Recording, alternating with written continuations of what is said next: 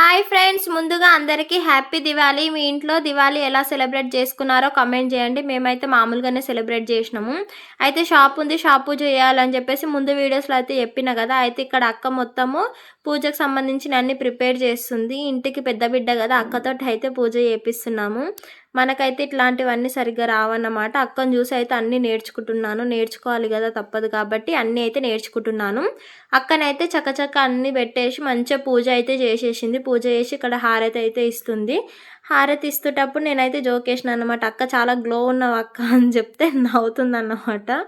ఇక హారతి ఇచ్చిన తర్వాత కొన్ని పిక్స్ దిగుదాం అనుకున్నాము, కానీ వీలు అవ్వలేదు. ఎందుకంటే ఇక పిల్లలు మొత్తం ఏమంటారు, టపాసులు కాలుస్తామని అన్నారు. ఇక్కడ జోక్ ఏంటంటే మంగళహారతి పాటలు మాకు రావు, ఫోన్లో పెట్టుకొని వచ్చినట్టు అటు ఇటు ఎట్లనో వాడుతున్నాము. ఇక్కడ పిల్లలతో అయితే మా అక్క క్రాకర్స్ కాల్పిస్తుంది. నాకైతే క్రాకర్స్ అంటే చాలా భయం, పటాసులు అంటే భయం. నేనైతే ఇంట్లో కురికిన ఈ వీడియో తీసుకుంటున్నంతసేపు నా మీద ఎక్కడ పడితే అంత భయము. నాకు చిన్నప్పుడు ఒకసారి కాలిందని చెప్పేసి ఇప్పటివరకు ఒక సురుసురు బత్తి కూడా కాలవలేదు. కానీ మరి రిష్ ఏంటంటే అన్ని మిరపకాయ బాంబులు, చిచ్చుబుడ్డీలు అన్నీ కాలుస్తుంది ధైర్యంగా. నాకైతే చాలా భయం వేసింది.